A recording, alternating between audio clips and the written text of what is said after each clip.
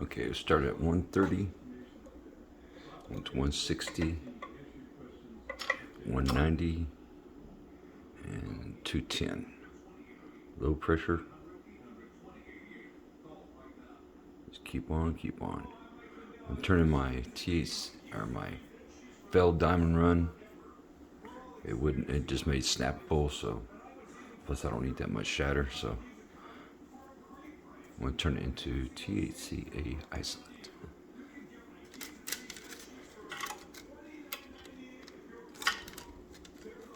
Ouch, ouch, ouch, ouch. Yes, that plate is hot.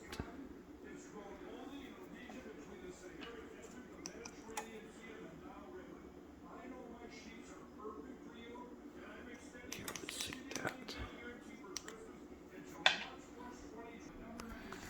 Anyway, I'm turning my failed diamond run into Thc-A isolate. This is the final pressing number. Real slow pressure. This is a Nug Smasher Mini. I'm using a 37 micron bag. And I'll just keep pressing this at this temperature until she gets clean.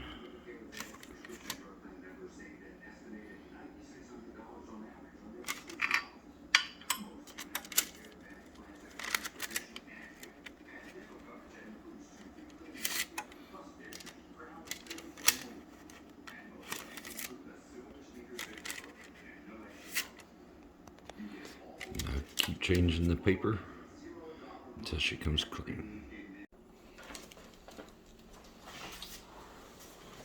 I'm at the final temperature. I'm making Thc-A isolate at my failed diamond run.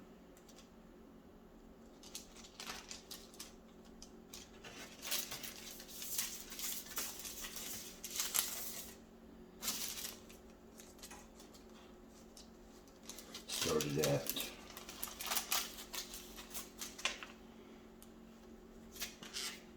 I think 130 temperature, went to 160,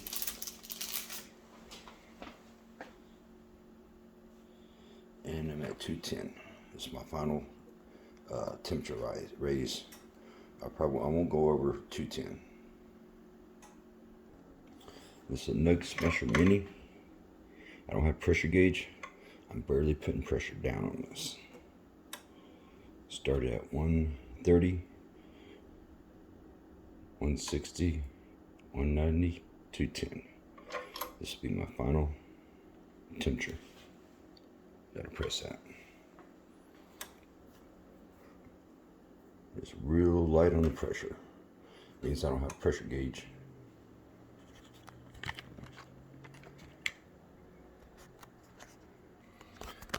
This is how many. This is all my turp sauce. 6. I'll probably do 1 or 2 more. Then I'll put this in a 37 micron bag and repeat the process. Okay, I'm at my final temperature, 210.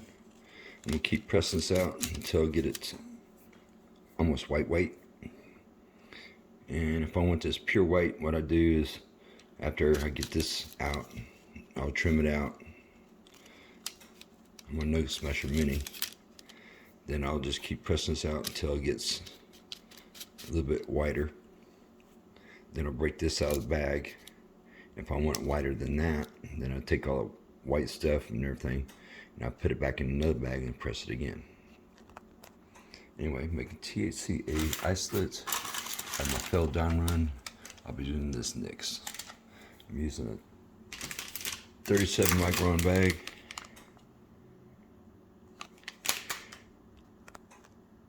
Start at 130, 160, 190, 210. Low pressure. And always remember, fingers are sticky. Always remember when you first put it in there, when you pull it out, switch papers. Give it time. Give this time before you put any pressure. Because if you don't, you'll have blowout or it'll squirt out on the side, and you don't want to see that. What you want to see is an even layer of turp sauce all the way around. You see it squirting out, then you're using too much pressure. Small pressure. I'm just putting my hand on it. Just barely put my hand on it. Also, when you're up on this upper temperature, you don't want to leave it in there too long, because I think one time, I can't remember what temperature I was pressing at, but my isolate, I was trying to get it cleaner and cleaner, and I kept bumping up the temperature and left it in there too long, and the isolate turned into real clear looking like shatter stuff, because it melted the isolate in the bag, and that was not fun. I just took the bag and re-blasted it when I ran my 1 pound dewaxing column. And once you reach this temperature, you can press it press it really, really, really hard. After it gets up to the temperature. Okay. And let this cool off. So I go in there and I get some more of that turp sauce out of there.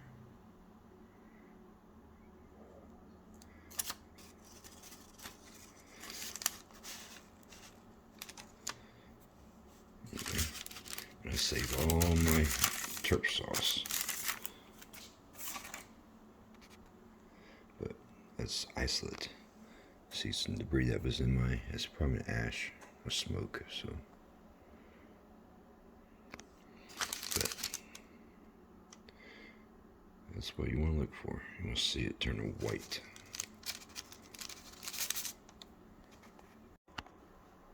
And I'll keep pressing it at this temperature until this paper comes clean. Until I don't see more turp sauce coming out on it. So I'm just putting a little pressure, so I just put it in there somewhere to heat up.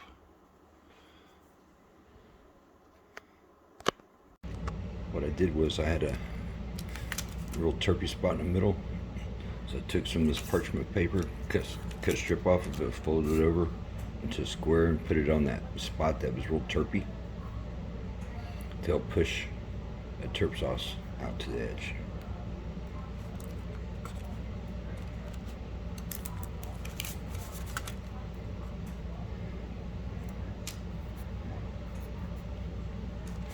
Let this dry, let this cool off,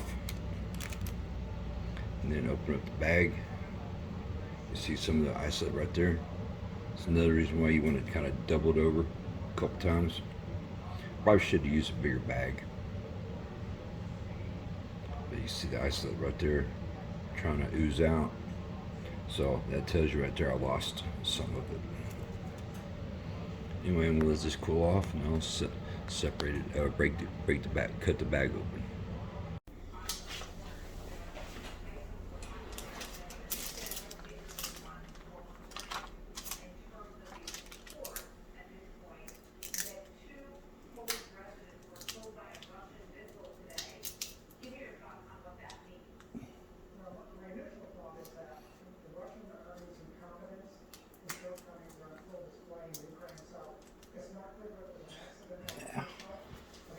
It'll take me a minute to get this sucker open. It's welded shut. Alright. Trimmed off all the edges.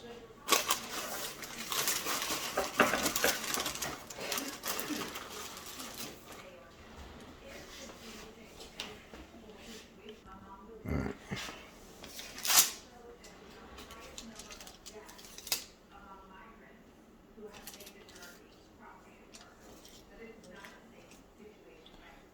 Yeah, still got to cut some more.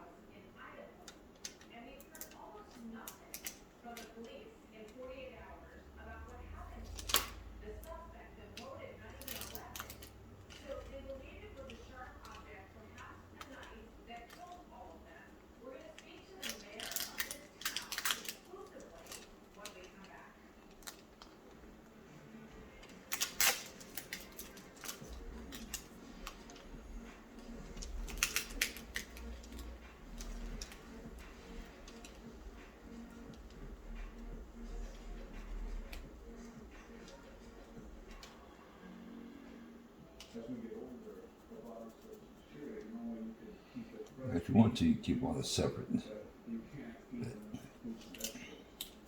Dark from the white. If you want to purify this more, I'll put this in a 37 micron bag, squish it again.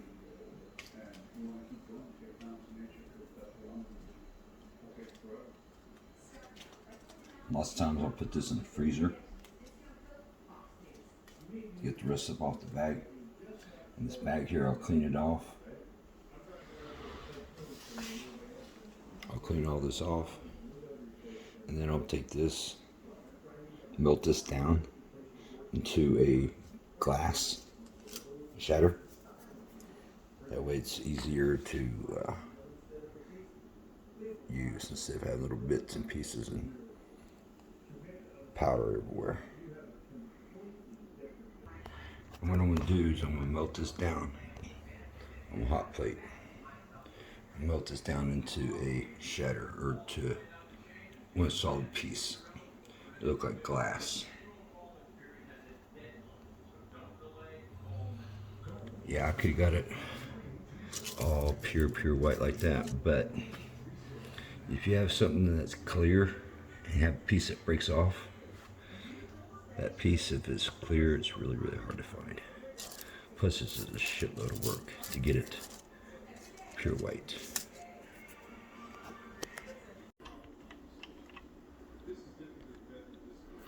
Okay, we'll start at 130, went to 160, 190, and 210. Low pressure. Just keep on. I'm turning my Thc, or my failed diamond run. It just made snappable, so plus I don't need that much shatter, so I'm going to turn it into Thc-A isolate.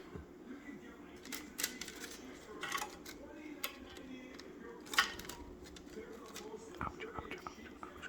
Yes, that plate is hot.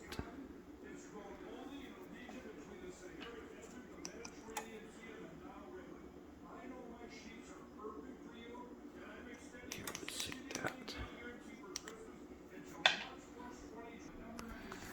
Anyway, I'm turning my failed diamond run into Thc-A isolate.